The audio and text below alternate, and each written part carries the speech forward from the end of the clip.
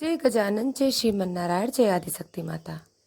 प्रिय भक्तों, हमारे चैनल पर जेठ महात्म्य की कथा अध्याय 19 तक श्रवण कर चुके हैं। आइए आज जेठ महात्म्य की कथा 20 को श्रवण करते हैं। जैसा कि आप जानते हैं दोस्तों, आज रविवार का दिन है, तो सबसे पहले हम श्रवण करेंगे रविवार की व्रत कथा। जेठ मास के रविवार व्रत पद्म पुराण में अति पुण्यदायक माना गया है। इस व्रत से सभी बाधाएं दूर होती हैं, पुत्र प्राप्ति होती है और जीवन में सुख, शांति और वैभव आता है।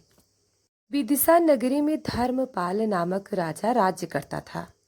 वह प्रजापालक, धर्मप्रिय, न्यायी और दानवीर था।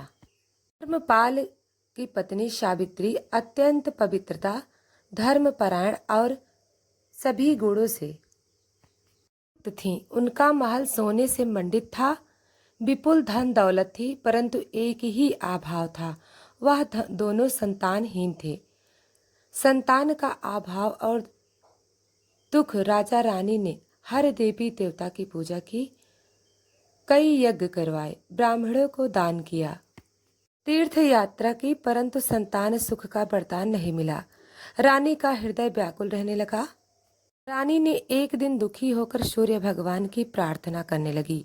हे सूर्यदेव, आप जीवन दाता हैं, समस्त जगत को प्रकाश देते हैं, कृपया मुझे मातृत्व सुख प्रदान करें। मैं आपके व्रत का संकल्प करती हूँ। वृद्धा साध्वी का आगमन एक रविवार को प्रातः रानी सूर्य मंदिर के प्रांगण में बैठी थी। तभी वहां एक दिव्य तेजस्वी वृद्धा आई। वृद्धा का मुखमंडल सूर्य के समान तेजमय था। रानी ने आदर पूर्वक वृद्धा को प्रणाम किया। वृद्धा बोली, हे पुत्री, क्यों दिखी है? रानी ने अपने व्यथा कह सुनाई। वृद्धा ने मुस्कुराते हुए कहा, हे रानी, ज्येष्ठ मास के रविवार का व्रत करो। इस व्रत से सूर्यदेव प्रसन्न होंगे और तुम्हें पुत्र रत्न की प्राप्ति होगी। वृद्धा ने व्रत की विधि इस प्रकार बताई। रविवार के दिन प्रातः स्नान कर सूर्य भगवान को अर्घ्य दो। लाल वस्त्र धारण कर सूर्य देव का ध्यान करो। लोटे में लाल फूल, रोली, गुड़ और जल डालकर सूर्य भगवान को जल दो। सूर्य भगवान का मंत्र 108 बार बोलो। व्रत के दिन एक बार भोजन करो। भोजन में गेहूं, गुड़ और गाय का दूध अवश्य शामिल हो। ब्राह्मण को लाल वस्त्र, तांबे का पात्र, गुड़ और गेहूं का दान अवश्य करें। कम से कम 7 रविवार का व्रत करो। रानी का संकल्प और पहला व्रत। रानी ने उसी दिन से संकल्प लिया। उसने विधि पूर्वक सूर्य की पूजा की। रविवार को प्रातः काल स्नान कर पीले और लाल पुष्पों से सूर्य देव का पूजन किया। सभी नियमों का पालन किया। 7 रविवार तक उसने बड़े श्रद्धा से यह व्रत किया। स्वप्न में सूर्यदेव का दर्शन। 7वें रविवार की रात्रि में रानी ने स्वप्न में देखा कि सूर्यदेव रथ पर सवार होकर स्वर्ण आभा बिखेरते हुए प्रकट हुए और उन्होंने कहा, हे पुत्री, तूने श्रद्धा से रविवार का व्रत किया है, मैं प्रसन्न हूँ।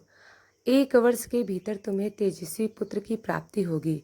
उसका नाम सूर्यसेन रखना। सूर्यसेन का जन्म और चमत्कार। वर्ष के भीतर रानी ने एक दिव्य तेजस्वी पुत्र का जन्म दिया। राजा ने उसका नाम सूर्यसेन रखा। सूर्यसेन बचपन से ही तेजस्वी, बुद्धिमान और धार्मिक प्रवृत्ति का था। उसके जन्म से राज्य में खुशियां छा गई। धर्मपाल ने और उसकी रानी अन्न, वस्त्र और धन का दान कर सूर्यदेव का धन्यवाद किया। नगरवासियों ने भी रविवार व्रत का महत्व समझा और अपने घरों में व्रत प्रारंभ किया। व्रत के प्रभाव से पूरे नगर में रविवार व्रत का महात्म्य फैल गया। सभी स्त्री, पुरुष, वृद्ध, युवक इस व्रत को करने लगे। जो निर्धन थे उन्हें धन मिला, जो रोगी थे उन्हें स्वास्थ्य, जो संतानहीन थे उन्हें पुत्र की प्राप्ति हुई।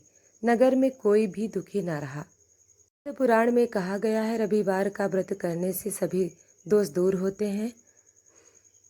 रोग, शोक, संताप और दरिद्रता का नाश होता है। पुत्र, पौत्र, धन, वैभव, आरोग्य और ऐश्वर्य की प्राप्ति होती है।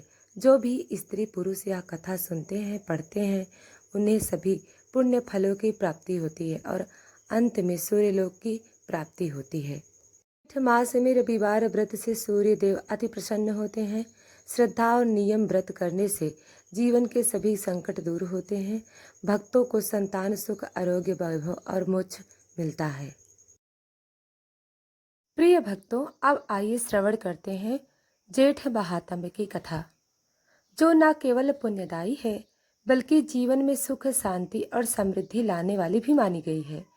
जेठ का महीना सूर्य की तेज से तपित भरा होता है, परंतु इसी तपते माह में किया गया यह प्राचीन काल की असीम फल देने वाला होता है। प्राचीन काल की यह कथा है। देवी पार्वती ने भगवान शिव से समुद्र मंथन और चंद्रमा के जन्म की काया कथा पूछी।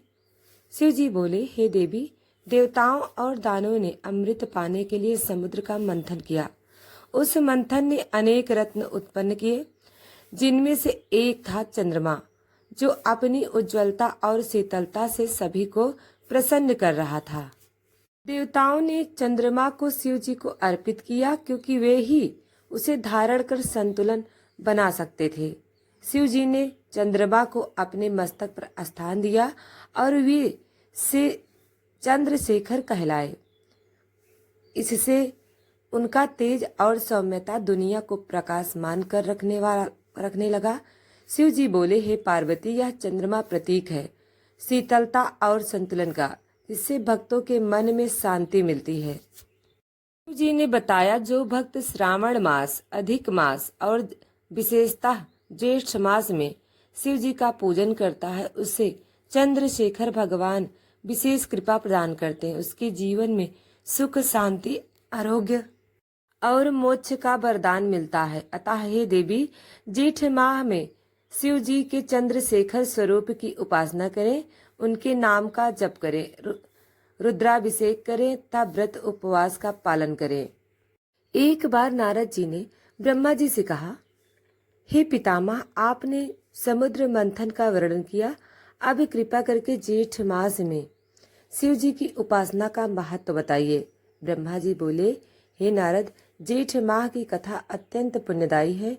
इस माह में शिव जी के व्रत, उपवास, रुद्राभिषेक और रात्रि जागरण का विशेष महत्व है।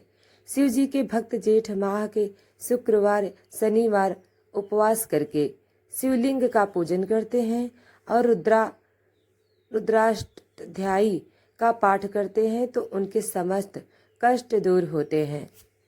प्राचीन काल में एक निर्धन ब्राह्मण था, जिसका नाम धर्मदत्त था। उसके परिवार में दरिद्रता और रोग थे।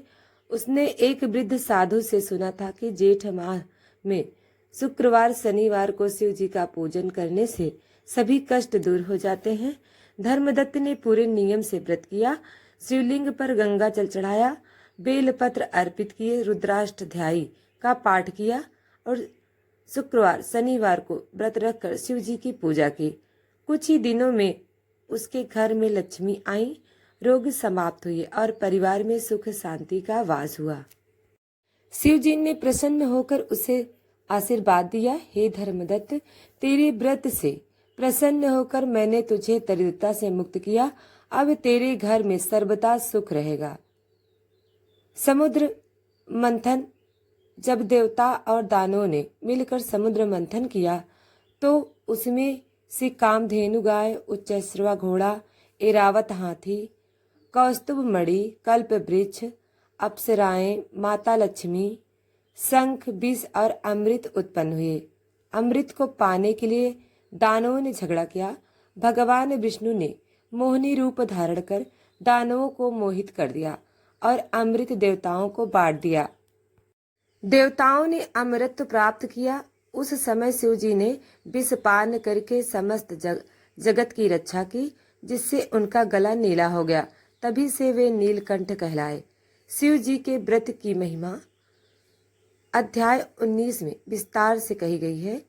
पार्वती जी ने शिव जी से पूछा, हे नाथ, जेठ माह में व्रत करने से कौन से लाभ मिलते हैं? शिव जी ने कहा, हे देवी, इस माह में प्रत्येक शुक्रवार, शनिवार मेरा पूजन करने से मनुष्य के सभी पाप नष्ट हो जाते हैं उसके घर में दरिद्रता, रोग और क्लेश कभी नहीं आते। जो भक्त बेल पत्र, धतूरा, गंगा जल, कुसा जल और पंचामृत से मेरा अभिषेक करता हुआ मेरी अपार कृपा पाता है। एक बार एक वृद्धा अपने पुत्र के विवाह हेतु चिंतित थी। उसके घर में दरिद्रता और अशांति थी। किसी साधु ने उसे जेठ माह के शनिवार शुक्रवार का व्रत करने का सलाह दी। वृद्धा ने उपवास किया, रुद्राभिषेक कराया, रात को शिव जी की कथा सुनी। कुछ ही दिनों में उसके पुत्र का विवाह सुगम हो गया और घर में खुशियां लौट आईं। शिव जी बोले, हे देवी, जो श्रद्धा भक्ति से व्रत करता है, रुद्राष्टध्यायी का पाठ करता है, उसे मनवांछित फल की प्राप्ति होती है। जो इस माह में दान करता, विशेषता जल, छाता, फल, वस्त्र, पंखा व अनेक जन्मों के पापों से मुक्त होता है। जेठ माह में प्याऊ लगवाना, जल का वितरण कराना, पंखा, जूते, छाते, वस्त्र और बेलपत्र दान करने से अति पुण्य की प्राप्ति होती है। इस पुण्य से यमलोक के कष्ट समाप्त होते हैं और शिवलोक की प्राप्ति होती है। हे पार्वती, इस माह में जो कथा सुनता है वह समस्त पापों से मुक्त हो जाता है, मोक्ष को प्राप्त करता है। प्रिय भक्तों, हमारी अगली कथा सुनने के लिए वीडियो को लाइक और चैनल को सब्सक्राइब करें। बेल आइकन को दबाना ना भूलें। जय श्रीमन नारायण, जय भोलेनाथ। धन्यवाद।